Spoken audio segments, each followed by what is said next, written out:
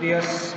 Empezamos el bloque de 3 clases en el que vamos a hablar de la historia de España. Hoy empezamos con la época antigua y medieval, ¿de acuerdo? Ya vimos la semana pasada cuáles son las cronologías más utilizadas, ¿de acuerdo? La cronología histórica también depende del país y depende de la tradición historiográfica. En el caso español, el fin de la antigüedad suele coincidir, en el caso de todos los países europeos, con la caída del Imperio Romano, ¿de acuerdo? Y el final de la Edad Media, sin embargo, suele variar. El final de la Edad Media se suele situar a veces en el Renacimiento, a veces en el descubrimiento de América, otras veces en el descubrimiento de la imprenta la invención de la imprenta por parte de Gutenberg, ¿de acuerdo? Así que estas cronologías pueden variar. En nuestra clase de hoy veremos estos 2 bloques de historia antigua e historia medieval, empezando por los primeros pobladores, o más bien los primeros restos arqueológicos, ¿de acuerdo?, de pobladores de la península. Si bien, evidentemente, había neandertales y homo sapiens, no es hasta la aparición de la escritura y del arte que podemos hablar de unas primeras poblaciones. Enseguida veremos cuáles son los pueblos que a través del Mediterráneo llegan a la península y se asientan, tales como los cartagineses, por ejemplo, que precederían a la subsecuente conquista de la península por parte del Imperio Romano, ¿de acuerdo? Al principio la República y luego el Imperio Romano. Con la caída del Imperio Romano se establece en España un pueblo germánico, los visigodos, que gobernarán hasta el 711, que es cuando, a causa de una guerra civil y de la llamada de auxilio del heredero del trono, de uno de los herederos del trono al reino visigodo, los musulmanes atravesarían la península y finalmente la ocuparían para establecerse hasta la expulsión por parte de los reyes católicos en 1492, mismo año de la conquista de Granada y de la llegada a América de Colón. Entonces, los primeros restos culturales que se encuentran en la península los podemos ver incluso todavía hoy en el noroeste de la península, todo lo que es el norte de Portugal y Galicia. Se conoce como la cultura de los castros, porque son edificaciones en altura por lo general, cerca de las costas, bien, cerca de acantilados, que servían al mismo tiempo como emplazamientos defensivos. Bien, encontramos también en torno a Almería la cultura del Algar, y otra también interesante cultura es la cultura de los talayots en las Baleares. Talayots que eran construcciones de piedra, ¿de acuerdo?, un poco rudimentarias, pero al mismo tiempo bastante complejas a realizar debido al gran tamaño de las piedras, ¿de acuerdo? Eran especie de menhires al estilo de Stonehenge, por ejemplo, que se colocaban de estas maneras, ¿vale? Eran este tipo de construcciones. Sin embargo, hay un salto cualitativo con la llegada de los pueblos colonizadores, ¿de acuerdo? En particular, Cartago, bien, fenicios también. Todo ello, además, todo este paso, ya hablamos en la parte de geografía que la península ibérica era una tierra de paso, ¿de acuerdo? Una tierra de conexión entre África y Europa. bien, una tierra también en el que el mar Mediterráneo encontraba sus confines, en muchos de los pueblos con tecnología para navegar llegaban a esta zona, y por lo tanto, por ejemplo, se puede apreciar en obras de arte como La Dama de Elche esta koiné, esta mezcla, ¿de acuerdo?, de culturas mediterráneas, como puede ser esta cara de un estilo más bien clásico griego, podríamos decir, con estos rulos que tiene la Dama de Elche, que recuerdan a esculturas más bien fenicias, ¿vale? O sea que esta mezcla de culturas es lo que precede, sin duda alguna, al establecimiento de los romanos a partir del 264 a.C. Bien, ya vimos hace un par de semanas cómo el establecimiento de los romanos empezó por la parte más este de la península para luego ir extendiéndose y cambiando también el diseño provincial, ¿vale? Aquí tenéis más o menos en torno al año 300 después de Cristo la división provincial de la península bajo los romanos. Estaba la tarraconense, la cartaginense, la bética, la lusitania y la Galicia. Bien, estos todos lugares de establecimiento y de fundación de ciudades romanas. Sin embargo, la historia, podríamos decir, propiamente medieval, comienza con la llegada del pueblo visigodo. Veremos cómo la llegada del pueblo visigodo, además, tiene que ver con el decaimiento del Imperio Romano, porque no es que lleguen y conquisten, sino que habían hecho un acuerdo con los romanos para establecerse en todo lo que es el sur de Francia, la Narbona y la parte de la actual Cataluña, y a partir de ahí comenzarían a extenderse hacia la península una vez el imperio cayera. Tenemos, por lo tanto, una división también en la cronología medieval entre la Alta Edad Media, o sea, la Edad Media que va desde el 476 en el caso de España hasta el 711 con la llegada de los musulmanes, de la plena Edad Media, ¿de acuerdo?, de 711 hasta más o menos el año 1200, ahí el año en el que la guerra entre los reinos cristianos y musulmanes deja de ser un combate igualado y empieza a decantarse del lado de los reinos cristianos, y la Baja Edad Media, que ve nacer un reino importante en el sur de España, el reino nazarí de Granada, y también veremos cómo representa los años en los que los reinos del norte de España, los reinos cristianos, comienzan una importante ofensiva. Entonces, como decía, los visigodos se establecen dentro del Imperio Romano por un pacto con el propio imperio, ¿de acuerdo? Por un feudo, lo que llamarías un feudo, ¿de acuerdo? Y establecen un feudo en toda la parte de la Septimania, ¿de acuerdo?, la Narbona y el norte de España.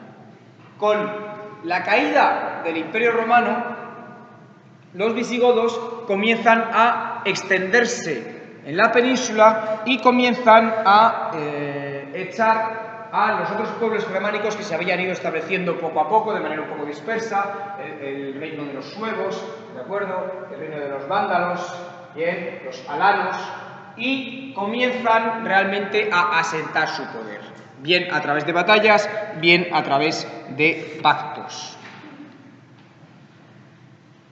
Hay que tener en cuenta también que una vez que cae Roma, se establece el Imperio Romano de Oriente, ¿vale?, en Constantinopla. Bajo el emperador Justiniano, este imperio ataca también a la península por el sur, bien, en el año 554, y sería uno de los de las primeras crisis que en el fondo reforzaría la administración visigoda, el poder de los germánicos, de este pueblo germánico en España. En el 569 se convierten al catolicismo, bien, después de varias disputas teológicas, y se establece junto a este catolicismo un rechazo del pueblo judío bastante importante y que tendrá su relevancia en los años posteriores.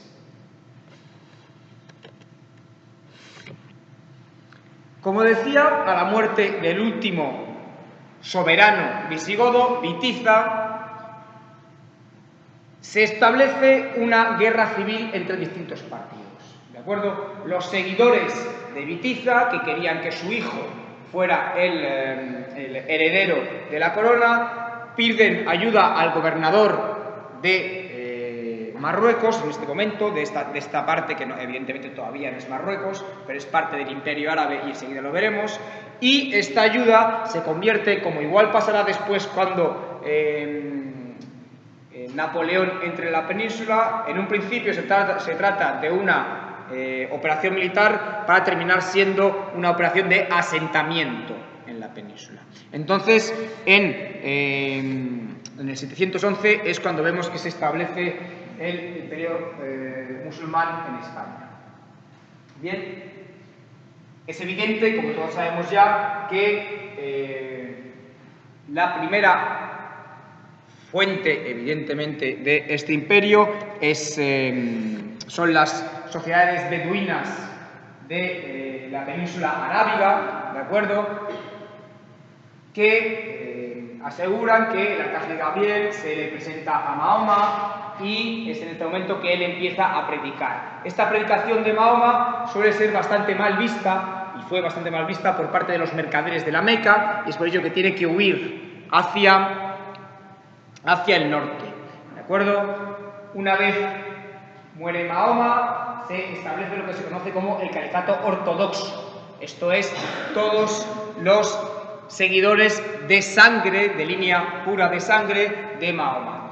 Lo que ocurre es que cuando muere Alí, ¿de acuerdo?, el último califa del califato ortodoxo, ¿de acuerdo?, se establece una división importante entre los seguidores del primo de Alí, ¿de acuerdo?, los sunitas, y los chiitas. Es de aquí donde surge la principal escisión dentro de la Umma, de la comunidad musulmana, que tendrá una importancia, como ahora veremos, en el desarrollo de la historia, en particular en el desarrollo también de las migraciones hacia España, ¿vale? Es así que se establece un califato omeya en Damasco, ¿de acuerdo?, la actual capital de Siria, y es en este momento también, poco después, en el que esta disputa entre suníes y chiíes provoca la huida, y ahora lo veremos, de un soberano, de un hijo de un soberano omeya que se establece en Córdoba, ¿vale? Pero esto lo veremos enseguida. Entonces vemos cómo hacia el año 750 el poder musulmán se había asentado en toda la península, ¿de acuerdo? Aquí tenéis la cronología, en el que en un principio se establece un emirato dependiente de los omeyas de Damasco, ¿vale? Un emirato que poco después, cuando comienza esta caza de omeyas en Damasco, se establece el califato en Bagdad, se declara independiente, ¿de acuerdo?, pero todavía un emir, un enviado, ¿vale?, no será hasta el 929 cuando se establezca un otro califato, el califato omeya basado en Córdoba, ¿de acuerdo?, independiente de nuevo de Bagdad. Hacia el año, y ahí lo tenéis, hacia el año 1031, comienza la disgregación del imperio omeya, del califato omeya en la península, y la aparición de distintos reinos, en lo que se conoce en España como las taifas, en la historiografía española como las taifas, ¿vale? Unas primeras taifas, distintos reinos, que terminan con el dominio de un pueblo asentado en el actual Marruecos, los almorávides, que establecen una nueva unidad de toda la península musulmana, evidentemente, porque ya ahora sí, todavía ya tenemos bastantes pueblos cristianos en el norte, ¿vale? Antes de que aparezca una nueva división, las segundas taifas, como ahora veremos, un nuevo dominio unificador, los almorávides, y finalmente el último reino, como ya he dicho ya varias veces, el reino nazarí de Granada. Entonces, ¿cómo se establece en un principio el poder musulmán en la península? Como ya os he dicho, hacia el 711 se establece, cruza el estrecho llamado por los visigodos y comienzan a asentarse en la península, también debido a, evidentemente, una mayor sofisticación, pero también, y una cuestión importante, a partir de una política fiscal. Esto es, todos aquellos que se convertían al Islam pagaban menos impuestos, ¿de acuerdo? Hay que pensar que estamos en un momento en el que, hay que pensar que son los cristianos que estaban en la península y la gente que llega desde el otro lado del estrecho pertenecen a la religión del libro, ¿de acuerdo? Las contradicciones entre las dos religiones, la reconquista, la cruzada, no llegará hasta después. Hasta este momento, la aplicación de una u otra religión tenían, por lo general, bastantes similitudes y, por lo tanto, para el pueblo llano de la península tampoco era una cuestión muy difícil el hecho de convertirse al Islam, ¿vale? Esto es lo que hace que la expansión hacia el sur de Francia sea rapidísima. Ya veis que en 22 años se establecen ya en el sur de Francia, que es cuando ocurre la batalla contra Carlos Martels, la batalla de Poitiers, bien, aquella de donde sale la chanson de Roland, que supongo que habréis oído hablar de ella en el lycée o en el colegio. Bien, y se produce ahí el límite de la expansión hacia el norte de los musulmanes. También hay que tener en cuenta que esta derrota se debió también a una expansión muy rápida, que también comprendía una organización bastante precaria, ¿de acuerdo? Un establecimiento político hasta entonces que tenía ciertas fallas, como por ejemplo el descontento de los amazigh o los bereberes, ¿de acuerdo? Los amazigh, que eran los que primero estaban en la línea de combate y los que recibían las peores tierras también, ¿de acuerdo? Y esto es lo que haría la primera revuelta, no sería la única, ¿de acuerdo? Que en todo caso contendría el avance hacia el norte. Como os he dicho, con la revuelta suní, ¿de acuerdo? Y la revuelta contra el califato de Bagdad, en la península se establece el Emirato Independiente de Bagdad. Emirato, como digo, todavía un enviado, ¿de acuerdo? Pero se declaran independientes de Bagdad porque ellos son omeyas, ¿vale? Esto es lo que da lugar, como os he dicho antes, a la llegada de Abdelrahman, ¿de acuerdo? El hijo de el sucesor, que se establece en Córdoba. Establece en Córdoba una dinastía que tiene una sucesión hereditaria, pero sin embargo el sucesor no es forzosamente el primer hijo. Contando además que el califa, en este caso, el emir, perdón, en este caso, tenía varias mujeres, podéis imaginar que la cuestión de la sucesión suponía un problema, ¿de acuerdo? Esto es lo que provoca las primeras revueltas por parte de podríamos hablar de una clase media cordobesa, ¿de acuerdo? Pero también de los mozárabes. Esto eran los cristianos que se habían convertido al Islam y que también se veían ellos mismos perjudicados por peores tierras, por mayores impuestos, etcétera, etcétera. En todo caso, Abderramán II comienza una expansión o continúa una expansión política, pero también cultural. Son los años en los que se amplía la mezquita de Córdoba, que resultaría en el establecimiento de un califato, ¿de acuerdo? Un califato en Córdoba, califato independiente de Bagdad, que sería proclamado bajo Abderramán III. Abderramán III, que consigue contener el avance de los cristianos y, de hecho, consigue avasallar, ¿de acuerdo?, hacer vasallos a los reinos de León, Navarra, Castilla y Barcelona. ¿Qué significa? Que estos reinos cristianos le pagaban tributo, ¿de acuerdo? Pagaban impuesto.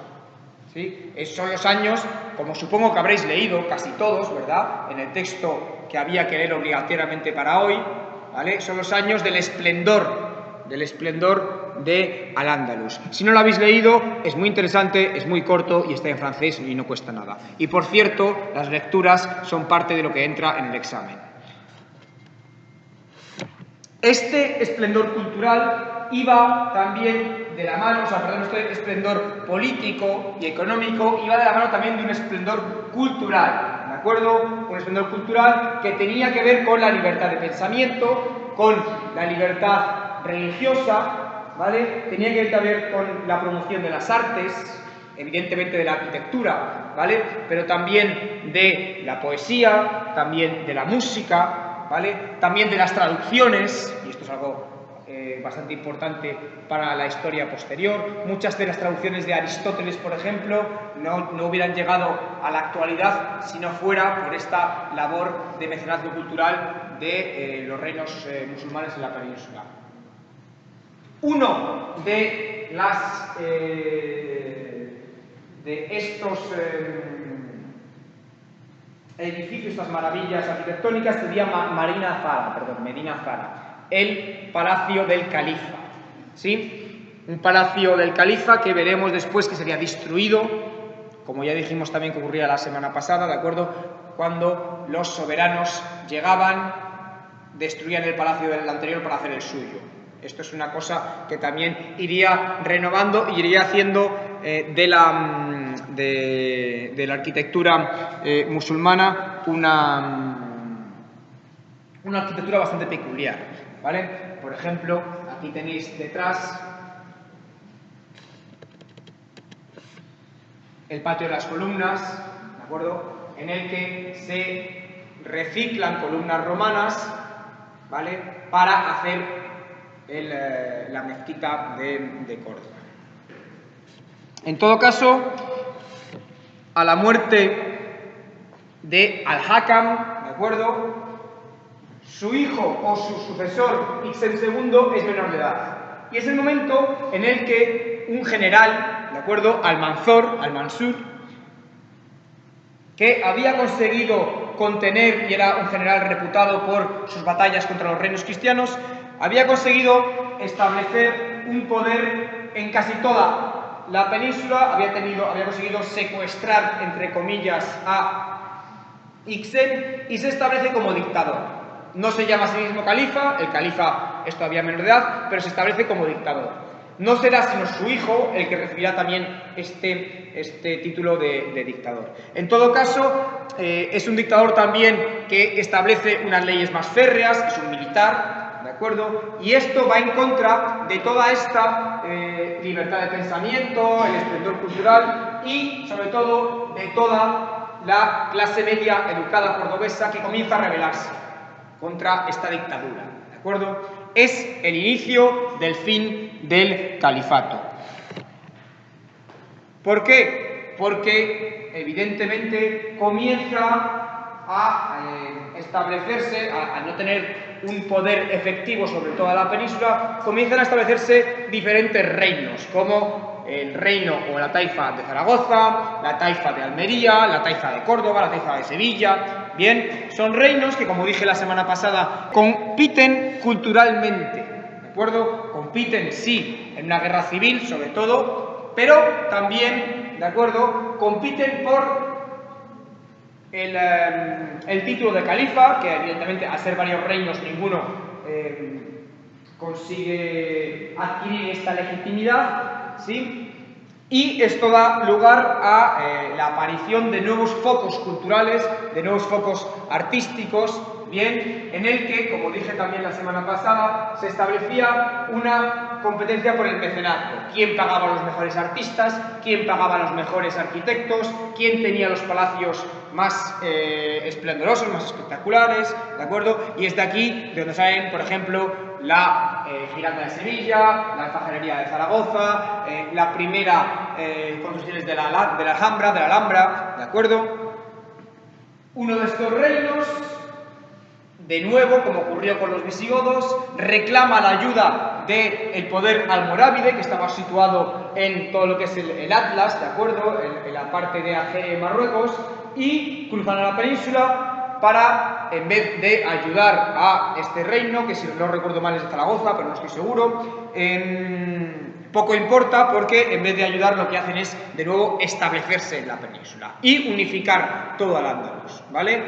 Lo que ocurre es que lo unifican también en un momento en el que los reinos cristianos comienzan también una etapa de ofensiva, ¿de acuerdo? Una ofensiva bélica, pero también una ofensiva en el interior de los propios reinos cristianos, en los que comienzan a establecerse leyes contra los musulmanes, leyes a favor de la conversión al cristianismo, y esto es lo que provoca que en los dos lados comience a aparecer una intolerancia religiosa que hasta entonces no había ocurrido, ¿de acuerdo? Recordad también que son años de las cruzadas, ¿vale? Y para los reinos del norte, para legitimarse como europeos, tenían que legitimarse también como cristianos, ¿sí? Son los años en los que se establece el Camino de Santiago, como dije la semana pasada, ¿vale? Son los años en los que en toda Europa se establecen los monasterios de la Orden del Cluny,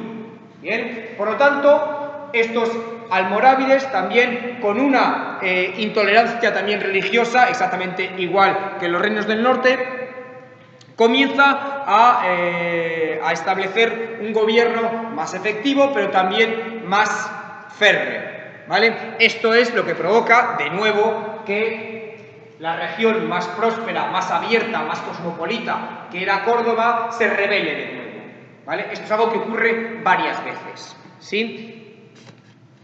Es así que se establecen las segundas taifas, ¿sí? O la segunda fitna, la guerra civil, que da lugar a, de nuevo, unos reinos musulmanes como el reino de Granada, que incluye esos tres reinos de Málaga, Granada y Almería, el reino de Sevilla, el de Badajoz, ¿de acuerdo?, Zaragoza, etc. Por otro lado, tenemos, evidentemente, en este momento, el reino de León y Castilla, que comienza a ampliar y que ya ha conquistado Toledo, y esto es importante, ¿de acuerdo?, el reino de Aragón, el reino de Navarra y el condado de Barcelona, que forma parte del reino de Aragón, ¿sí? Estamos en los años de un avance importante por parte de los cristianos, y es entonces cuando se establece el dominio almohade. De nuevo, un pueblo asentado en el norte de África cruza la península y establece un gobierno bastante férreo, ¿vale? Un gobierno marcado por las guerras de religión en Europa, pero también las cruzadas, y un gobierno que establece como su capital Sevilla. ¿Bien? Todo esto es importante porque los monumentos que quedan en España de estos años quedan en pie porque tanto la Iglesia como los reyes decidieron asentarse en estos monumentos, ¿de acuerdo? La Giralda de Sevilla hoy forma parte de la Catedral de Sevilla. La Mezquita de Córdoba hoy es la Catedral de Córdoba, ¿vale? Por ejemplo, si vais a Toledo, podéis ver cómo Toledo es la ciudad de España donde realmente se ve y se percibe esta convivencia de la cultura musulmana, judía y cristiana, ¿vale? Aunque luego, evidentemente, una vez la Reconquista entra en su fase más dura, se comienza a perseguir tanto a musulmanes como judíos, pero aún así podéis ver las mezquitas, podéis ver las sinagogas, etcétera, etcétera, ¿vale? Todo, eso sí, como digo, bajo dominio hoy de la Iglesia católica. Los almorávides declaran la guerra a los almorávides en el norte de África, y es por ello que le permite atravesar a la península. Les acusan de ser demasiado débiles, demasiado permisivos con con unos descendientes de un califato que ellos consideraban que eran infieles, como el caso de los omeyas, ¿de acuerdo? Porque pensad que todos los reinos de taifas, en el fondo, se declaraban a sí mismos seguidores del reino de Granada, del reino de Córdoba, ¿de acuerdo? Del califato omeya de Córdoba, ¿sí? Los almorávides, al mismo tiempo, también se declararon herederos de esta tradición. Bien, los almohades, seguidores del reino de Bagdad, ¿de acuerdo? Se imponen en la península y, como os he dicho, trasladan la capital a Sevilla, ¿vale? Pero en una posición de evidente desventaja, en una posición de vasallaje. Acordaros que he dicho que bajo Abderramán III eran los reinos cristianos los que eran vasallos de los reinos musulmanes. Ahora las tornas se cambian. Ahora es el gobierno almohade que es vasallo del rey de Castilla, de Fernando III, ¿vale?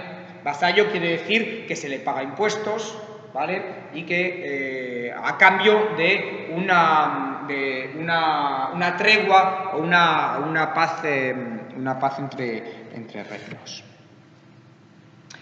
Es así que se va estableciendo los frentes y también el reino de Granada comienza su época también de mayor esplendor, ¿vale? Estamos en los años en los que en Castilla, en el reino de Castilla, comienza a haber guerras civiles también por la sucesión, lo que hace que el avance de la Reconquista vaya mucho más lento, ¿de acuerdo? Y también tenéis que tener en cuenta que el reino de Granada está, sobre todo, como ya sabéis todos, porque todos conocéis ya la geografía de España, está rodeado por unas montañas, ¿de acuerdo? Sierra Morena, lo que hace muy difícil el avance de las tropas hacia adentro. Y por otro lado, tiene la abertura al mar, lo que le permite el comercio con el resto de plazas del norte de África, pero no solo, ¿vale? También el comercio con otros países de Europa y del Mediterráneo. Esto es lo que hace que el reino, con capital, como digo, en Granada, se establezca durante más de 200 años, como veis, 250 años, ¿vale? Lo que no es poco. Es verdad que en esta clase hemos ido muy rápido, hemos hablado de 1000 años, pero la Edad Media es un periodo, como podéis ver, muy denso en información. Por eso os recomiendo, de nuevo, que leáis el texto que había de esta semana, que lo tenéis en el Moodle y que, de nuevo, repito, va a caer en el examen, ¿vale? Como todos sabéis, con el avance de los reinos cristianos, también llega el matrimonio entre la reina de Castilla y el rey de Aragón, Isabel y Fernando, ¿vale? Isabel y Fernando, que se casan en secreto para no provocar una nueva guerra civil, porque en Castilla ha habido durante estos últimos siglos varias luchas de poder por ver quién eran los herederos dentro de la dinastía que gobernaba entonces, los Trastámara, y es así que se casan en secreto y consiguen la unión dinástica, ¿de acuerdo?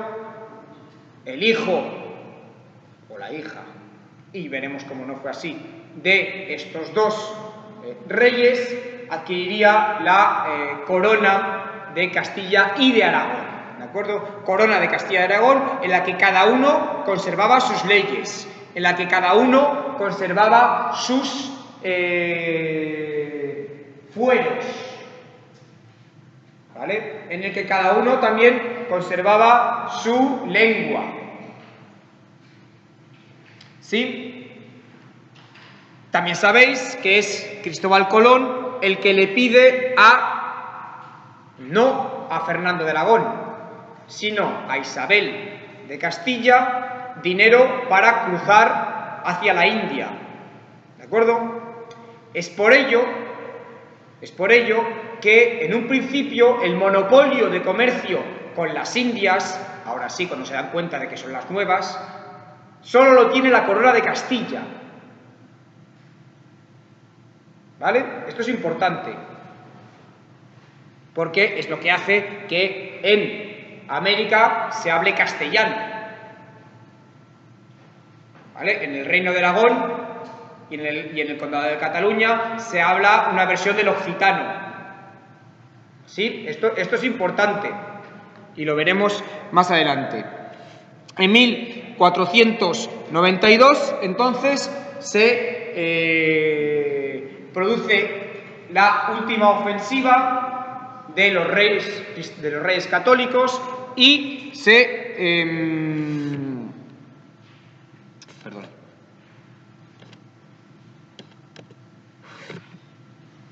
produce la abdicación del último rey nazarí de Granada, Boabdil, ¿de acuerdo?, que entrega las llaves a estos reyes.